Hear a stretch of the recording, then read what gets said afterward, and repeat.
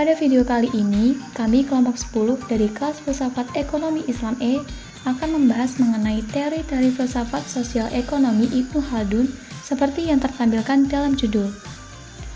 Sebelum ke pembahasan inti teori filsafat Ibnu Khaldun, ada baiknya kita mengenal terlebih dahulu siapa itu Ibnu Khaldun.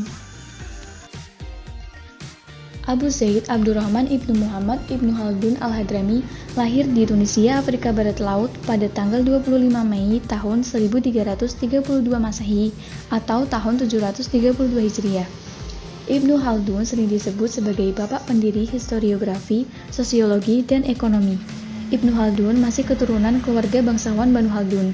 Dalam usia muda, Ibnu Khaldun sudah menguasai beberapa disiplin ilmu Islam klasik, termasuk ulumul akliyah, ilmu-ilmu kefilsafatan, tasawuf, dan metafisika. Di bidang hukum, ia mengikuti mazhab Maliki. Di samping itu semua, ia juga tertarik pada ilmu politik, sejarah, ekonomi, geografi, dan lain-lain. Ibnu Khaldun bukan hanya seorang intelektual, tetapi juga praktisi politik. Perbuatannya dengan politik mengantarkannya terlibat di berbagai kancah politik di wilayah Barat Afrika Utara, seperti Tunisia, Aljazair, Maroko, hingga ke Andalusia dan Timur Tengah. Salah satu hasil karyanya yang fenomenal adalah buku mukadimahnya yang banyak diperbincangkan para ahli selama berabad-abad. Intelektualitasnya tidak hanya berputar di sekitar ide dan wacana, melainkan membumi ke dunia nyata sampai ke realitas politik, sosial, dan ekonomi.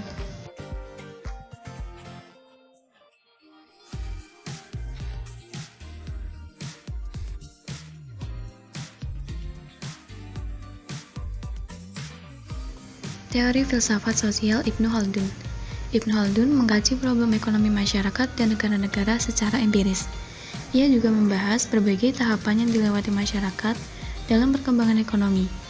Soal-soal ekonomi dibicarakan oleh Ibnu Khaldun di dalam bukunya Al-Muqaddimah. Tercatat di antara gagasan pemikiran ekonominya antara lain, yang pertama, tenaga kerja. Menurut Ibnu Khaldun, tenaga kerja memegang peranan penting dalam proses produksi. Tenaga kerja penting bagi semua akumulasi modal dan pendapatan. Sekalipun pendapatan dihasilkan dari sesuatu selain keahlian, nilai dari menghasilkan laba dan modal harus mencangkup tenaga kerja, karena tanpanya hal itu belum diperoleh. Yang kedua, ada harga dan mekanisme pasar. Ibnu Khaldun membagi jenis barang menjadi dua, yaitu barang kebutuhan dan barang pelengkap.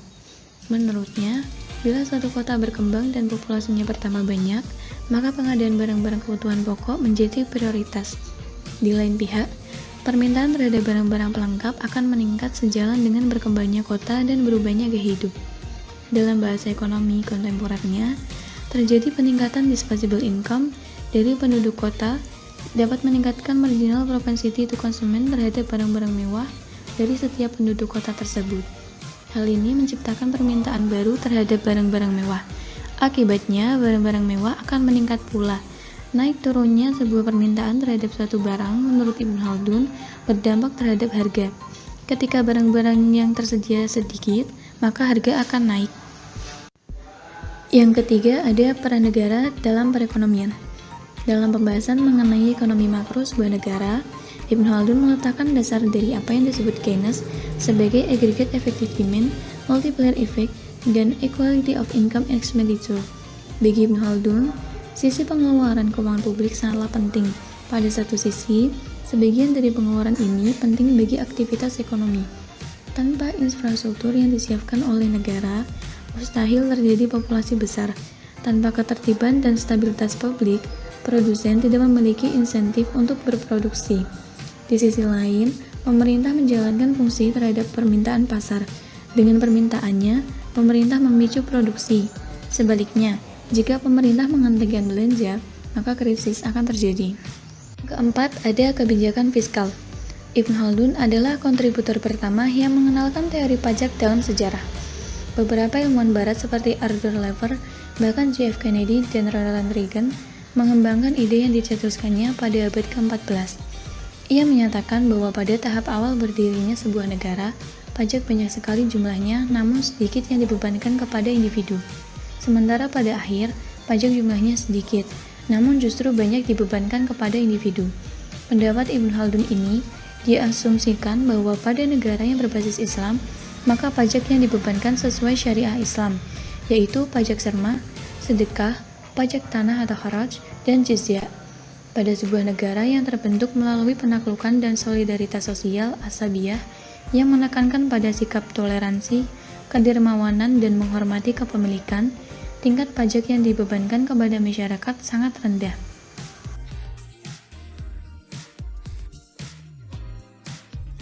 Relevansi teori filsafat sosial ekonomi Ibnu Khaldun dengan teori ekonomi modern.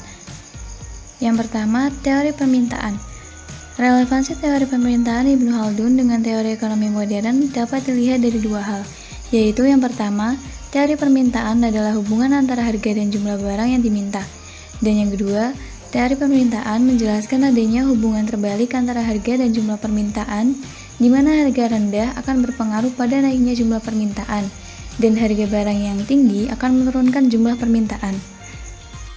Yang kedua, dalam teori penawaran, membandingkan konsep permintaan Ibnu Khaldun dengan teori permintaan dalam ekonomi modern menunjukkan adanya relevansi di antara keduanya. Antara lain yang pertama, teori penawaran adalah teori yang menganalisa hubungan dan pengaruh tingkat harga dan tingkat penawaran. Yang kedua, teori penawaran menjelaskan adanya hubungan garis lurus antara harga dan penawaran, di mana harga tinggi akan meningkatkan penawaran, sementara harga turun akan menurunkan tingkat penawaran. Selanjutnya, yang ketiga, dalam teori pembagian kerja, terdapat relevansi pembagian tenaga kerja Ibnu Khaldun dan teori ekonomi makro. Yang pertama, bahwa pembagian tenaga kerja didasarkan pada tingkat keahlian yang dimiliki tenaga kerja. Yang kedua, keahlian tertentu diperoleh dengan melalui pelatihan dan pengalaman kerja. Ibnu Khaldun tidak memisahkan tenaga kerja kompleks menjadi tenaga kerja terampil dan tenaga kerja terdidik, sebagaimana pembahasan ekonomi modern. Karena ekonomi modern melihat bahwa terdapat perbedaan dalam proses mendapatkan keahlian antara tenaga kerja terampil dan tenaga kerja terdidik. Yang keempat, dalam teori produksi, konsep produksi Ibnu Khaldun menunjukkan relevansi yang sama dengan pembahasan ekonomi modern, di mana faktor-faktor produksi mencangkup modal, tenaga kerja, sumber daya alam, dan tingkat teknologi yang digunakan. Yang kelima, dalam teori distribusi, analisis konsep distribusi Ibnu Khaldun dan teori distribusi menunjukkan adanya relevansi di mana harga faktor produksi telah menyebabkan adanya distribusi pendapatan kepada faktor-faktor produksi. Akan tetapi, Ibnu Khaldun tidak membahas lebih dalam bagaimana harga tersebut mempengaruhi masing-masing faktor produksi dan berapa besar tingkat distribusi pendapatan kepada berbagai jenis faktor produksi. Yang keenam, peran pemerintah dalam mekanisme pasar. Ibnu Khaldun berpendapat bahwa yang mempengaruhi mekanisme pasar ada dua faktor. Yang pertama, pembangunan yang dilakukan masyarakat. Yang kedua, kebijakan pemerintah berupa kelonggaran beraktivitas di pasar. Ibnu Khaldun tidak melihat bahwa pemerintah harus turut campur tangan di pasar secara langsung dalam mempengaruhi harga di pasar. Ia menilai bahwa pasar punya mekanisme sendiri dalam menggerakkan perekonomian. Pembahasan Ibnu Khaldun tentang mekanisme pasar sebatas pihak-pihak yang terkait dalam mekanisme tersebut, yaitu masyarakat dan pemerintah.